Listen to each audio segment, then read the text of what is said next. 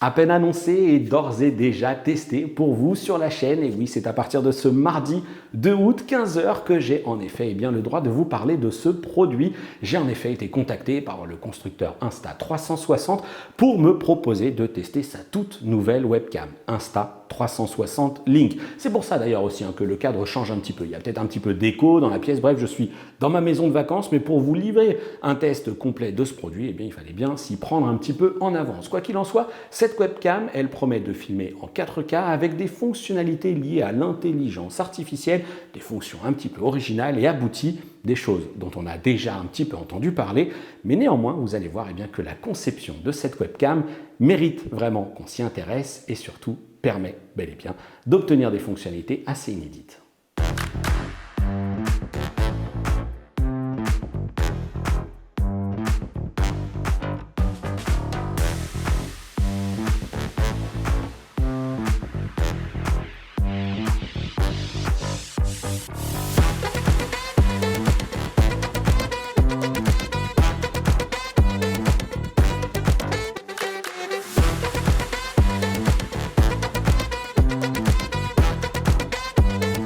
Salut à tous, bienvenue dans cette nouvelle vidéo où je vais en effet vous parler de cette Insta360 Link, une webcam 4K plus performante que les autres. En tout cas, c'est la promesse du constructeur. Et certains vont me dire, mais t'es fou, pourquoi tu bosses depuis ta maison de vacances alors que tu devrais profiter pour te reposer? Eh bien tout simplement parce que déjà j'avais envie de le faire et puis surtout c'est un petit peu l'accord conclu entre Insta360 pour recevoir le produit en avant-première et être capable de vous livrer mes premières impressions, en tout cas un test, au moment de la levée de l'embargo. Pour autant, sachez que ce n'est absolument pas une vidéo sponsorisée. Je suis absolument libre de dire ce que je veux, sans doute même d'ailleurs au regret de la personne chargée des relations de presse d'Instagram qui m'a envoyé des messages à peu près tous les jours sur WhatsApp pour me suggérer certaines informations à faire passer dans la vidéo. Lol. Voilà, ça c'est dit. Je les en remercie néanmoins de m'avoir envoyé la caméra. Et donc, comme d'habitude, dans mes vidéos qui sont chapitrées, on va s'intéresser aux caractéristiques techniques du produit, mais aussi à son prix. Et alors là, ne fuyez pas tout de suite parce que oui, l'Insta360 Link est vendu 370 €. C'est quand même une coquette somme, mais vous allez comprendre que la conception et les caractéristiques techniques tendent à justifier cela de la même manière justement que ces fonctionnalités d'intelligence artificielle. Et c'est en cela qu'il faut aussi contextualiser et bien remettre en avant à qui s'adresse ce produit. Si vous êtes un utilisateur lambda, que vous avez juste besoin d'une webcam occasionnellement pour faire des vidéoconférences sur Zoom ou alors pour la positionner au-dessus d'un écran pour assurer quelques streams avec des potes ou une petite communauté, non. L'Insta360 Link sera peut-être un produit que vous achèterez un petit peu plus tard. En revanche, si vous êtes plutôt un streamer avec déjà une belle communauté, des revenus associés, etc., ou alors peut-être que vous avez tout simplement envie de vous acheter ce type de produit évolué, alors oui, pourquoi ne pas craquer pour cette caméra à 370 €. Mais la cible, c'est clairement soit d'une partie les streamers avec une belle communauté, comme je le disais, qui rentabiliseront l'achat, donc soit sur Twitch, soit sur du YouTube Live ou d'autres plateformes, ou alors des professionnels, parce que vous allez le voir, il y a des fonctionnalités d'intelligence artificielle qui vont permettre aux pros d'adresser leur communauté cette fois-ci de l'autre côté de l'écran, j'ai envie de dire, que vous soyez enseignant, que vous soyez formateur en ligne par exemple, avec des petites interactions qui vont solliciter la conception de la webcam. Mais avant d'en venir à cela, il y a évidemment les caractéristiques techniques plus complètes, vous les avez, elles s'affichent juste là à côté de moi. C'est une webcam qui filme ou qui diffuse en 4K ou plutôt en Ultra HD 3840 par 2160 pixels à 30 images par seconde ou bien en Full HD à 60 images par seconde et c'est valable également pour du 720. L'objectif, c'est un équivalent 26 mm avec une belle ouverture de f1.8, ce qui vous permet une image assez lumineuse, sans doute sur des situations un petit peu complexes d'ailleurs techniquement, si jamais vous manquez d'éclairage ou ce genre de choses, et c'est pourquoi aussi sa sensibilité peut monter jusqu'à 3200 ISO, de façon là encore à capter vos expressions dans des contextes un petit peu difficiles sur l'éclairage. Pour autant, attention, pas de magie. Si la conception est plutôt bonne, le bruit numérique peut lui aussi venir s'incruster un petit peu et gâcher la qualité de l'image. Concernant les champs de vision, eh bien, le constructeur indique qu'ils sont de 67 degrés à l'horizontale et 79,5 degrés en diagonale. C'est assez classique, mais sachez également eh bien, que pour vos enregistrements, vos diffusions en live, qu'ils soient en Ultra HD ou en Full HD, eh bien, vous pourrez profiter d'un zoom numérique maximum 4x. On va le découvrir ensuite eh bien, dans la partie qualité de l'image. Vous allez voir qu'il y a assez peu de perte de qualité d'image et on va maintenant eh bien, s'intéresser à l'ergonomie matérielle de ce produit. Et on entre désormais dans le dur avec l'ergonomie matérielle, premier élément qui justifie le positionnement tarifaire élevé de cet Insta360 Link. Et oui, comme vous le voyez, c'est une webcam qui est montée sur une nacelle 3 axes. Alors, évidemment, pour certains, ceux qui s'y connaissent un petit peu et ceux qui ont peut-être déjà vu ce produit, moi clairement, quand je l'ai déballé, quand j'ai vu même les premières images de ce produit avant qu'on me l'envoie, eh bien je me suis dit, ça ressemble quand même furieusement à l'Osmo Pocket de chez DJI. Et oui, on retrouve la même nacelle motorisée sur 3 axes. Cette nacelle, elle va évidemment être utilisée dans les fonctions d'intelligence artificielle que vous devez commencer déjà à imaginer. C'est tout simplement le suivi du présentateur, de la personne tout simplement qui l'utilise. Mais avant d'en arriver là, on va continuer le tour du propriétaire avec dans la boîte eh bien, son câble de connexion à l'ordinateur, un câble USB-C. Donc si jamais eh bien, vous n'avez pas cette interface de facilement accessible ou même de disponible sur votre ordinateur, sachez que Insta360 livre également un adaptateur USB-C vers de l'USB 3.0 et là c'est plutôt une bonne chose, mais en même temps 370 €, on a vraiment envie d'être paré avec tout ce qu'il faut dans la boîte. Sur la partie caméra elle-même, outre le fait qu'elle soit dotée d'une nacelle, on va retrouver un système assez classique que l'on va déplier pour positionner ensuite la webcam au sommet de son moniteur, qu'il soit d'ailleurs plus ou moins épais, ou sur celui d'un PC portable, comme c'est le cas pour moi actuellement. Et c'est pour ça d'ailleurs que je vous agite la boîte, parce que la caméra, elle est juste là et elle filme en même temps que ma caméra Sony. Et on va retrouver en plus sous la webcam eh bien, un système de pas de vis. Vous allez pouvoir la monter tout simplement sur un support plus conventionnel. Pourquoi pas un système qui va être utilisé pour filmer par le dessus, parce que justement Insta360 sait bien que les diffuseurs ont aussi l'habitude parfois de faire de l'unboxing avec des caméras qui filment par le dessus, et donc là il y a même un mode prévu à cet effet. Et c'est pourquoi aussi eh bien, le constructeur m'a envoyé ce mini 2 en 1 tripode. C'est le produit que vous voyez là à l'image dans son déballage, et c'est un trépied certes qui est en plus rallongé, mais qui est proposé à 30 €. Alors pour ce tarif, c'est vrai que c'est quand même quelque chose d'assez cher, un petit trépied comme ça, 30 €, bon, c'est pas donné. Il y a un petit truc toutefois qui est assez intéressant, c'est le mécanisme de verrouillage. Je trouve plutôt malin parce qu'en fait on a juste une simple tige à insérer et ensuite ça fonctionne par le biais d'un petit quart de tour et ensuite on pince, un peu comme les mécanismes d'accroche pour les selles ou pour les roues de vélo, et ça tient vraiment super bien. C'est beaucoup plus intuitif et beaucoup plus rapide que les systèmes que l'on vient serrer comme ça. Bon, typiquement un système de fixation de caméra de chez GoPro par exemple. Bon voilà, vous avez compris l'idée. Vous avez là eh bien, l'intégralité du pack, un mini trépied qui est lui proposé à 30 € en option, 30,99 € et la caméra qui est proposée à 370 €. Et vous avez donc l'un des premiers avantages qui est la conception avec cette nacelle motorisée 3 axes. Et on va tout simplement passer au cas le plus concret, l'utilisation, cette fois-ci, qualité d'image et qualité audio. Et vous avez donc désormais eh bien, le retour de la qualité d'image de ma caméra Sony, qui elle filme depuis tout à l'heure, et désormais eh bien, de cette fameuse webcam Insta360 Link, et vous voyez bien que c'est quand même assez surprenant. En tout cas, moi ce que j'en vois, c'est que la qualité d'image est plutôt bonne. Je vous laisse aussi juger de la qualité du système audio, parce que si avec la Sony j'utilise ici eh bien, le micro DJI Mic, qui est un kit de 2 micros sans fil, bref c'est un super kit. Je vous en ferai une vidéo aussi très prochainement sur la chaîne, parce que vous les avez sans doute vus depuis un moment. Je les ai utilisés dans de divers interviews que j'ai pu faire, et malheureusement j'ai pas encore pris le temps de vous en parler, et pourtant c'est un très bon kit, donc je vous en reparlerai. Parenthèse refermée, vous pouvez eh bien, voir ce que vaut tout simplement ce système de captation avec ces 2 micros et cette technologie anti-bruit, m'a-t-on dit, en tout cas c'est ce qui figure sur la fiche technique.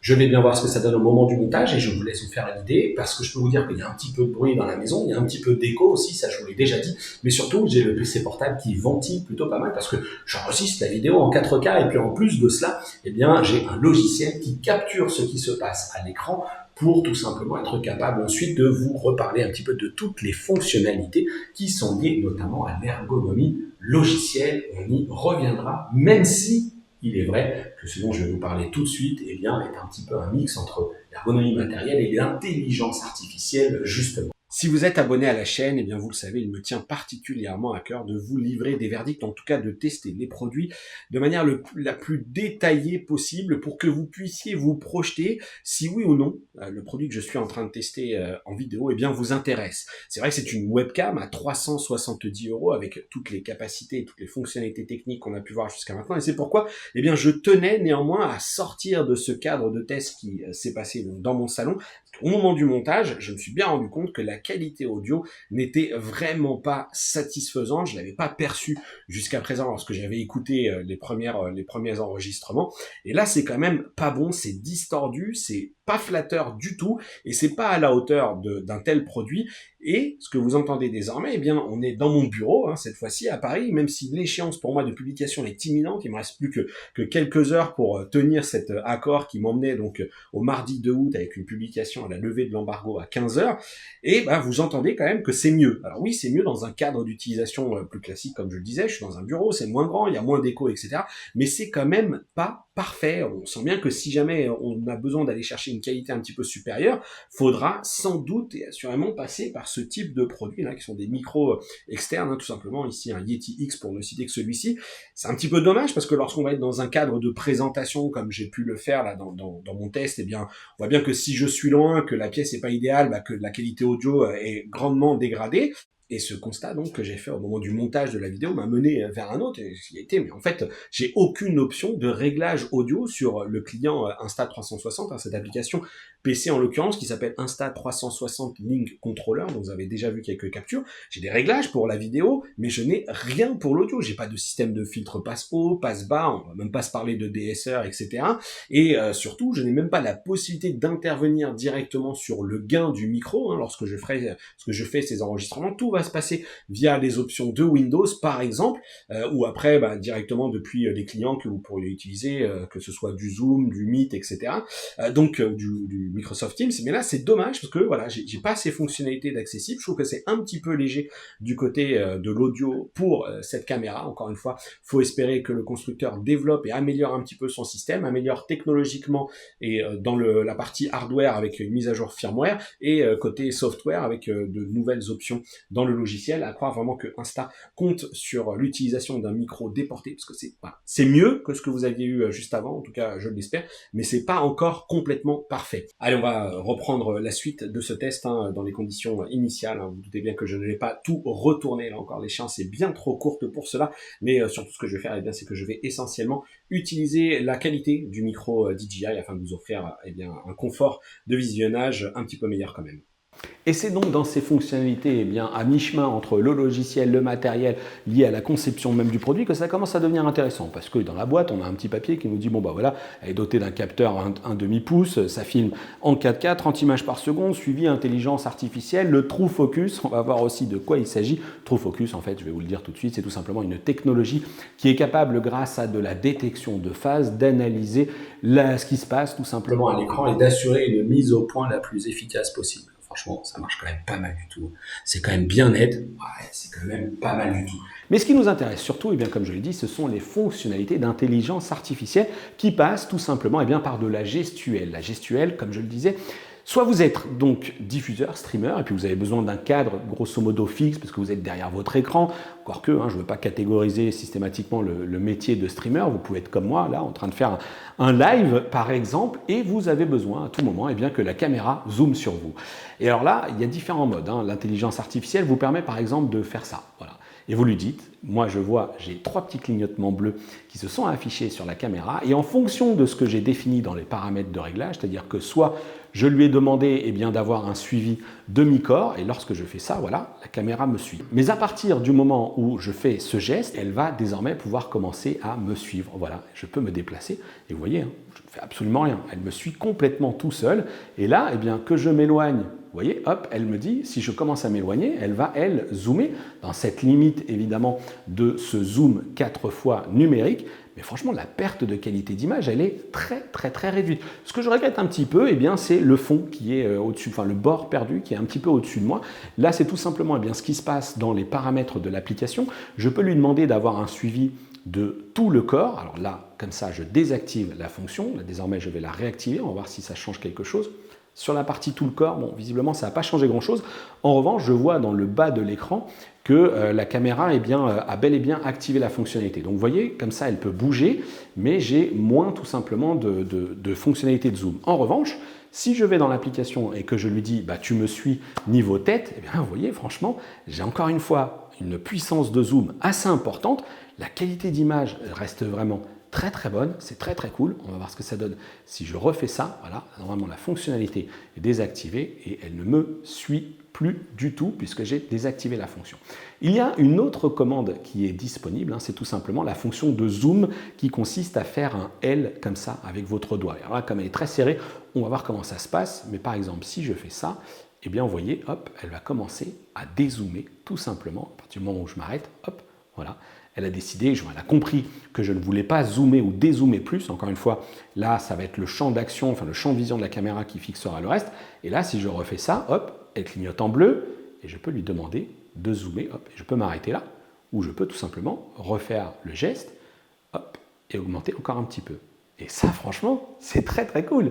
C'est quand même très cool que d'avoir cette fonctionnalité-là, parce que du coup, eh bien, je peux vous parler. Voilà. Enfin, ça se passe même de tout commentaire. Alors, il faut évidemment que le mouvement reste dans le champ de vision de la caméra. Voilà, je vais vers le bas et elle dézoome comme ça doucement. Alors c'est sûr que pour votre audience entre guillemets, eh bien ce sera une gestuelle qu'il va falloir entre guillemets un petit peu accepter et ils vont se dire mais pourquoi il nous fait ces mouvements-là? Sauf que du coup, bah, vous voyez, hop, voilà, on peut quand même se déplacer comme ça et ça c'est plutôt pas mal. Alors là, quand on est très zoomé, ça peut être donné un petit peu le mal un petit peu mal à la tête de tous ceux qui vous regarderont dans vos streams ou dans les réunions, etc.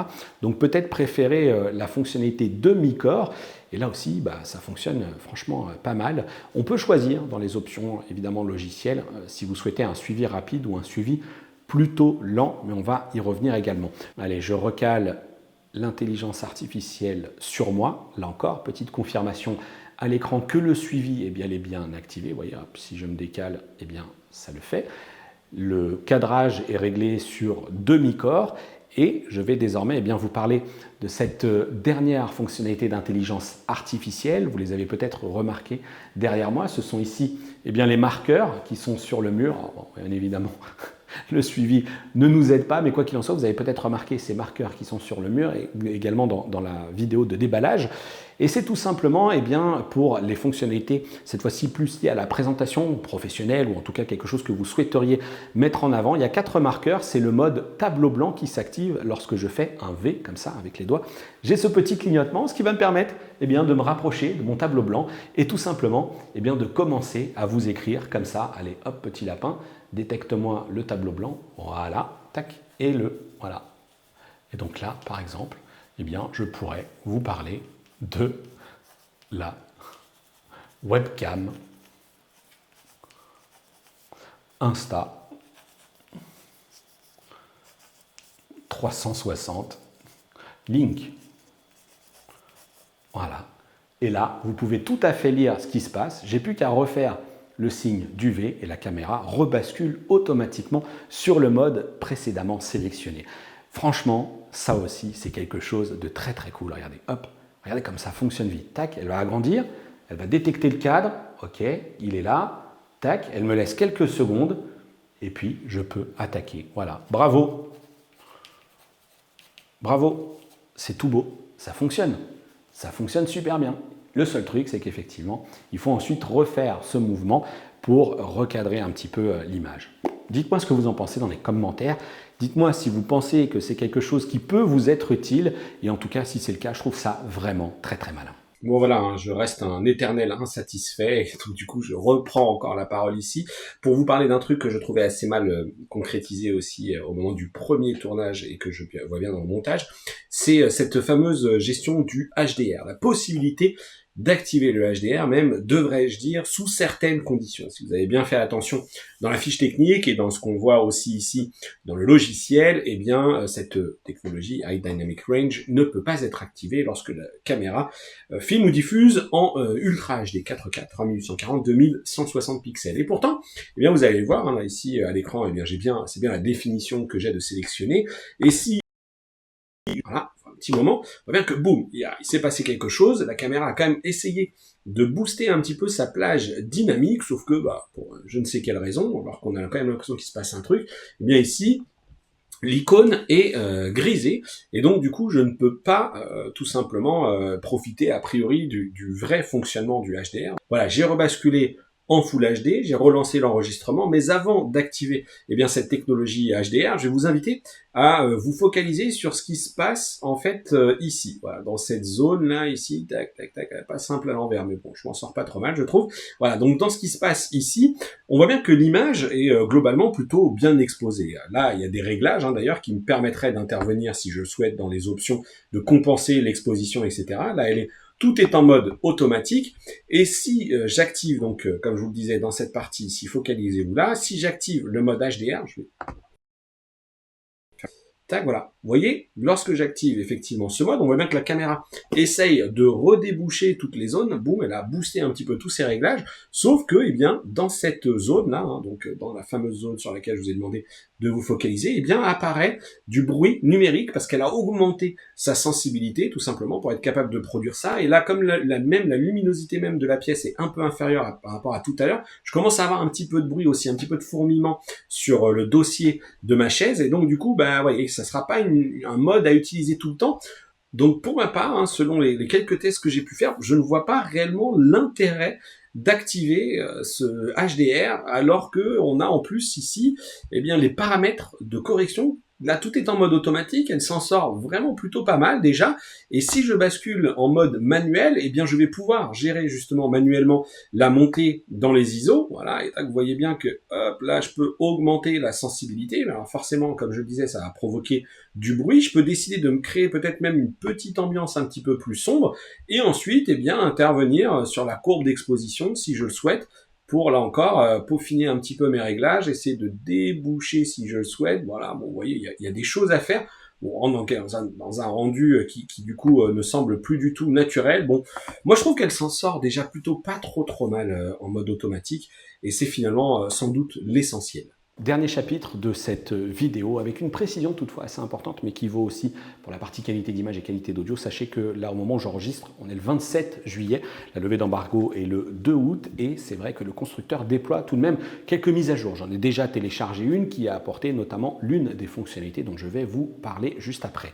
L'ergonomie logicielle, vous avez déjà donc eu quelques petits aperçus hein, dans le chapitre précédent avec la qualité d'image. Alors là, je n'ai pas lancé l'enregistrement de la webcam, tout simplement parce que ça me permet de vous montrer ce qui est juste là, à savoir eh bien, les définitions, la qualité de l'image, hein, donc le fameux 4K Ultra HD, 3840-2160, avec donc un mode aussi Full HD, du 720p, un mode 1088 par 1920 et un mode 736 par 1280.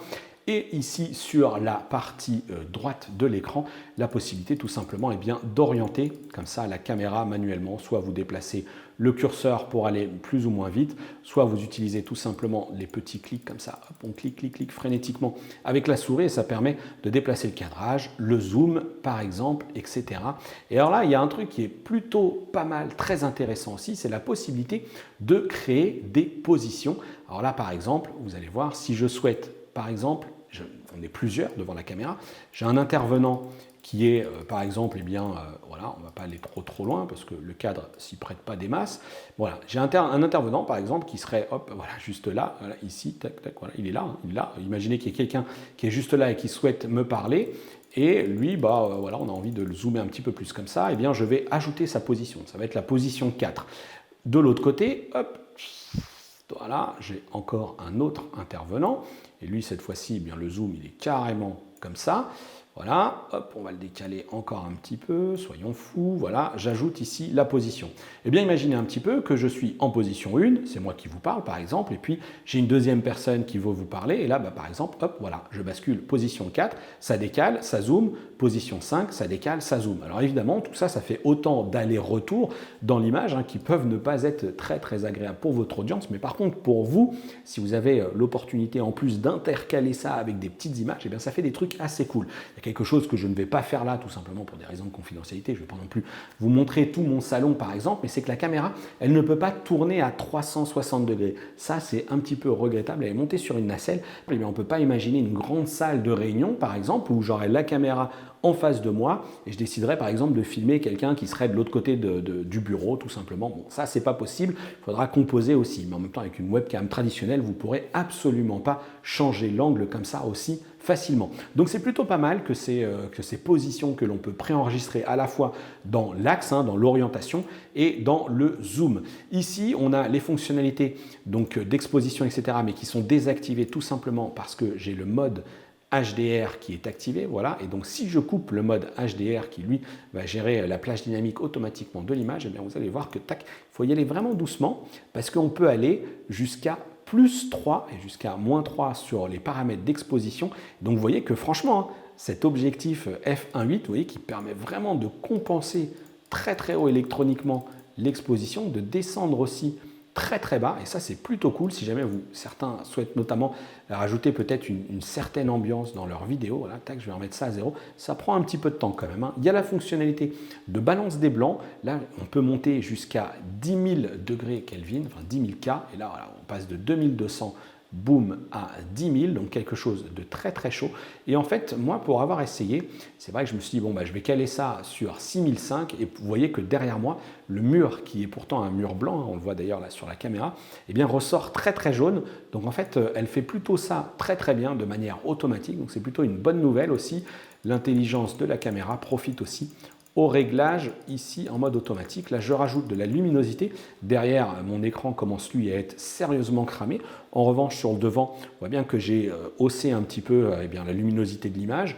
Il y a toujours, je conserve toujours cette netteté. Bref, ce sont des paramètres qui sont certes assez classiques, mais qui fonctionnent bien. Ça fonctionne bien. Moi, j'ai eu des trucs, ça semble presque être anecdotique dans l'impact du réglage, sauf que là, le matériel est bon, et donc du coup, j'ai quand même l'impression, ouais, tac, voilà, les contrastes, là, on se retrouve soit avec quelque chose de très fort en contraste, justement, soit quelque chose de très fade. Je vais remettre ça à 50. Ce truc qui est un petit peu dommage, c'est que vous voyez là, typiquement, j'aimerais bien cliquer sur le 58 pour saisir manuellement le 50. Ben là, il faut revenir, il faut cliquer, il faut cliquer. Bon, peut-être que à terme, le constructeur pourra se préoccuper de rendre un champ cliquable. Donc là, la saturation, si on veut avoir une image, donc, comme c'est dit, très saturée, donc là on part sur quelque chose de très rouge, quelque chose carrément de noir et blanc.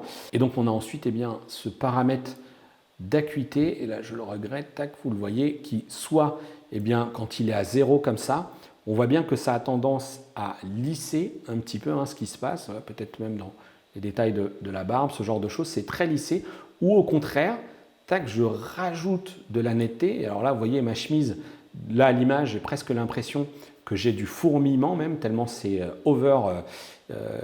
piqué tout simplement, tellement ça va chercher donc, dans le réglage de netteté, mais ça fonctionne et c'est ça qu'il faut retenir, c'est que ce n'est pas des paramètres qui sont juste là pour faire joli, et ça c'est plutôt très très cool.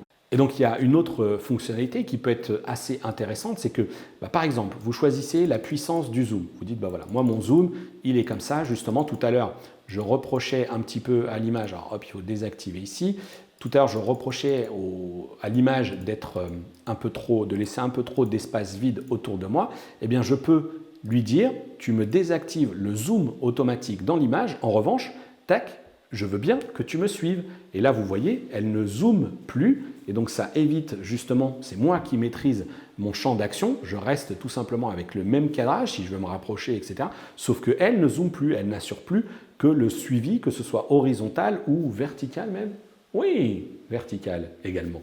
Allez, on continue donc la découverte de ces fonctions. Je vais désactiver la fonctionnalité de suivi automatique. Ensuite, on a cette notion d'anti-scintillement, donc en mode automatique. Et je vous le disais tout à l'heure, la possibilité soit d'assurer un suivi rapide, un suivi normal ou un suivi lent. Tout ce qu'on a vu jusqu'à présent, c'était en suivi normal et vous avez vu que déjà, ça pouvait aller assez vite. La fonctionnalité de mise au point manuel ou mise au point autofocus. Allez, nouvelle interruption, nouveau changement de cadre dans cette vidéo de test pour vous parler aussi un petit peu plus précisément de cette gestion de l'autofocus et du focus manuel. Alors on a vu la technologie TrueFocus fonctionne assez bien, même si c'est de la détection de face. Je n'ai pas de détection du visage par exemple, qui aurait permis d'être sans doute encore un petit peu plus fiable et sans doute aussi de mettre en place un effet de bokeh en se focalisant donc bien sur le visage. J'en ai parlé avec Insta360 qui m'a dit c'est quelque chose sur lequel on va travailler. Mais à aucun moment je ne peux choisir la zone de netteté, par exemple, en créant un cadre dans l'image. Donc ça, c'est pas possible. Néanmoins, il y a, donc là, je suis en mode autofocus. On voit bien que c'est un focus qui est assez large. Vous l'avez vu dans la fiche technique, ça va de 10 cm à l'infini. Mais là, par exemple, ce qui se passe sur mes deux écrans ici, et au niveau du micro, on a plutôt l'impression que la zone de netteté couvre bien toute l'image. Néanmoins, je peux intervenir de façon manuelle en sélectionnant donc cette fameuse mise au point manuelle. Et là, je vais pouvoir soit régler, là encore, retrouver un point de focus globalement semblable à ce qui se passe en mode automatique. Voilà, là, je vais régler manuellement, mais regardez, si je passe de l'un à l'autre, j'ai pas beaucoup de changements, et je peux ensuite, pourquoi pas, décider carrément d'avoir un avant-plan légèrement plus flou, donc étendre un petit peu plus loin la zone de netteté, et à l'inverse, je peux créer quelque chose comme ça, voilà, alors c'est peut-être un petit peu trop, voilà, on va revenir, faut y aller un petit peu à tâtons. Voilà, ça commence à être pas trop mal. Et donc là, j'ai créé un effet de bokeh un petit peu artificiel. C'est pas aussi efficace que pour tous ceux qui vont utiliser un appareil réflexe avec des objectifs qui ont une très grande ouverture, etc.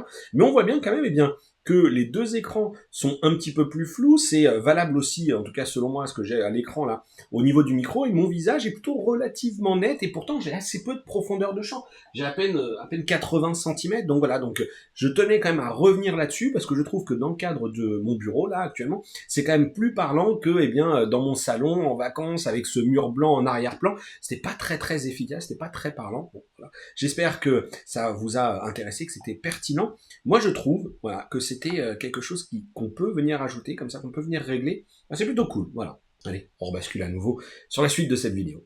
On a ici le streamer mode qui, lui, va vous autoriser des définitions d'images. Alors là, du coup, j'enregistre, donc il faut que je coupe. Voilà, allez, hop, je coupe l'enregistrement.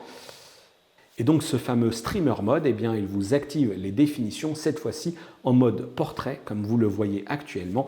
Là aussi, c'est quelque chose de très intéressant parce que la nacelle, elle a complètement pivoté, elle s'est mise à la verticale, et donc je garde une pleine qualité d'image, entre guillemets, c'est juste que la définition change, mais en tout cas, je ne rogne pas, c'est pas un mode portrait complètement factice. Regardez, je peux basculer en 1088 par 1920 pixels, et là, franchement, ça permet quand même d'avoir une qualité de stream en mode portrait. Et on va conclure donc cette partie ergonomie logicielle avec ces quelques icônes que vous avez là dans le bas de l'écran. Donc ici, la fonctionnalité de suivi, c'est cette icône qui permet d'activer le suivi si vous souhaitez à la souris sans passer donc par cette fameuse gestuelle qui est la paume. Ici, on a le mode tableau blanc. Je ne vais pas le lancer parce que sinon, elle va se lancer. La caméra va chercher les fameux marqueurs. Ici, on a le mode Overhead dont je vais vous parler. Et juste avant, on a un petit peu l'intermédiaire qui est le mode Desk View. Et hop, comme vous le voyez, la caméra, elle s'est tout simplement inclinée comme ça, 45 degrés, pour filmer ce qu'elle a devant elle. Voilà, donc là, en l'occurrence, j'ai mis le petit packaging de la caméra juste devant moi. Là aussi, c'est dans la logique de tous ces streamers qui ont souvent l'habitude de faire de l'unboxing. Il y a leur dernier mode qui va peut-être être un petit peu rude. Regardez, je tiens la caméra, vous voyez, tac.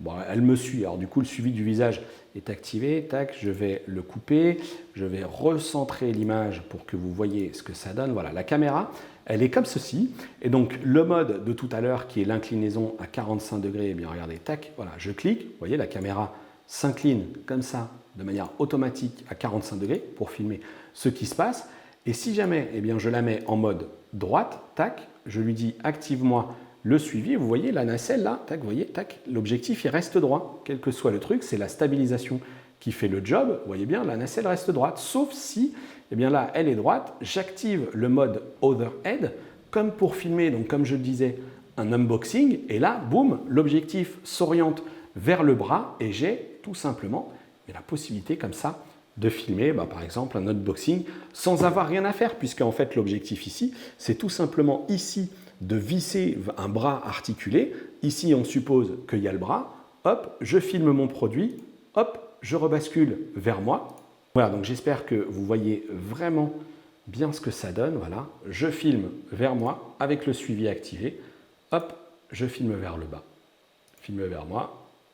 Tac, je filme vers le bas. Voilà, c'est quand même assez redoutable. Moi, franchement, voilà, encore une fois, dites-moi ce que vous en pensez dans les commentaires, mais moi, je trouve vraiment que Insta360 a bien identifié les usages des streamers, de tous ceux qui diffusent du contenu, qui veulent montrer des produits, qui veulent faire des présentations, bref, qui veulent animer des véritables vidéos avec une solution motorisée de bonne qualité. Et encore une fois, là pour la partie audio, je vous laisserai là aussi juge de ce que ça rend, mais évidemment ceux qui streament ont aussi souvent un micro, ça contribue même souvent un petit peu à la mise en scène. En tout cas côté caméra, c'est vraiment très intéressant que d'avoir ce genre de solution. Et j'en viens maintenant tout simplement à mon verdict avec les points positifs et les points négatifs que vous avez juste là qui s'affichent. Point positif, évidemment, la qualité de l'image. Moi, je la trouve vraiment très bonne.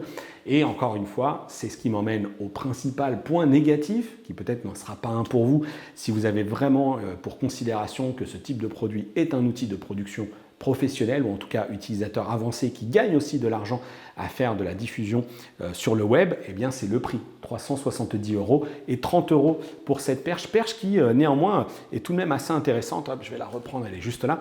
Voilà, regardez, alors, elle s'ouvre pas de beaucoup, hein. Voilà, c'est pas très grand, je dirais qu'en tout et pour tout, là, on doit avoir une cinquantaine de centimètres ici, mais avec ce petit mécanisme ici de serrage rapide qui est quand même très malin. Voilà, regardez, tac. Ah, il est juste là, il est beau, hein. Hop, ici, quart de tour, et là ça bouge plus, hein. Là ça bouge, voilà. J'ai un premier écran qui va me permettre de verrouiller un petit peu la chose. Alors, bien sûr, en image inversée, c'est pas ça, mais j'ai un premier écran, voilà, 45 degrés. Là, déjà, ça bouge un petit peu plus difficilement. Et pac, une fois que je serre complètement, bon, alors là, je peux y aller, ça ne bouge plus du tout. Donc, cette perche, quand même, qui est quand même proposée à 31 €, on va dire, ok, c'était une perche volante, bon, c'est pas très grave, ça c'est fait. Voilà, donc on a effectivement le tarif de la caméra qui est partie, la perche, c'est complètement envolé, c'est pas grave, c'est les vacances. Bon, en tout cas, il y a du côté des points positifs, la qualité de l'image, le suivi, l'intelligence artificielle, les modes d'utilisation qui sont vraiment très efficaces. Allez, hop, recentre-moi. J'ai envie un petit peu, tiens, hop, allez, dézoom, voilà. Moi, j'aimerais tout simplement que Insta360 propose cette fois-ci une gestuelle qui permette, cette fois-ci, de changer l'orientation. Je ne sais pas, peut-être quelque chose comme ça ou quelque chose comme ça, qui permette de dire à la caméra, monte ou descend. Là, finalement, si je fais ça, je ne peux que changer le zoom. Voilà. Donc ça fonctionne bien. C'est quelque chose de néanmoins très intéressant, mais je ne peux pas lui dire non, là tu vas plutôt te décaler à gauche, plutôt te décaler à droite. Si je fais ça, comme je le disais tout à l'heure, j'ai beaucoup de vide au-dessus de ma tête. Et vous voyez, tac, j'aimerais bien lui dire non, là tu m'as coupé les bras, voilà, on ne voit plus mes bras. Recadre ça peut-être un petit peu plus bas. Et là, si je fais ça, c'est encore une fois, je n'ai que le zoom qui va changer. Donc j'aimerais bien que Insta360 se travaille sur une gestuelle qui, cette fois-ci, permettrait un petit peu de changer l'inclinaison, voilà, que je ne trouve là pas spécialement satisfaisante. Alors du coup, hop, je vais la régler manuellement. Hop, ici, je vais effacer la porte. Voilà. Sachez que la caméra fonctionne aussi très bien avec NVIDIA Broadcast. Moi, c'est une solution que j'utilise beaucoup. C'est une solution qui fonctionne très bien lorsqu'on a une carte graphique NVIDIA.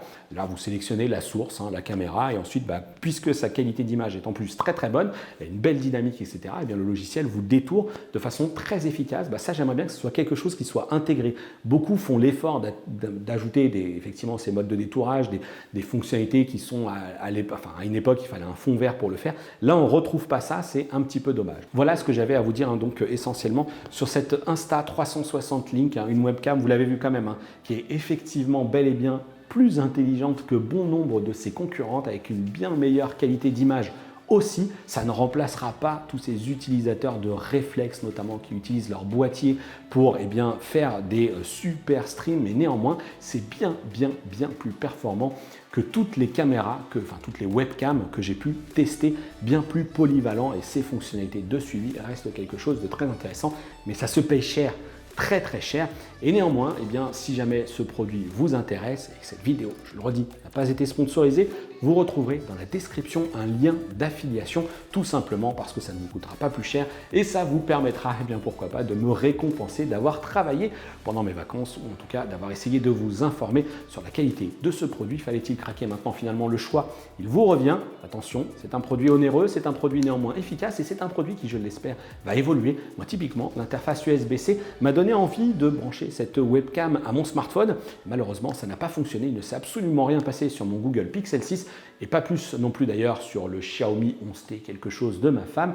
Ça aurait été assez intéressant, là encore, que ça puisse fonctionner pour se dire, voilà, j'utilise en pleine situation de mobilité, je plug et je ne bénéficie pas des fonctionnalités d'intelligence artificielle puisque je n'ai pas de client et d'application mobile. Peut-être que là aussi, c'est une idée que j'adresse aux constructeurs, à Insta360. Pourquoi ne pas développer une application Android ou une application iOS? Et alors là, ce serait vraiment top parce qu'on n'aurait plus besoin que d'un smartphone, d'une tablette, et pour diffuser tout simplement des contenus un peu n'importe où. Et ça, pour un usage professionnel, ça me fait presque saliver. Bref, vous aurez compris que effectivement, le produit est réussi, mais nécessite un bel investissement.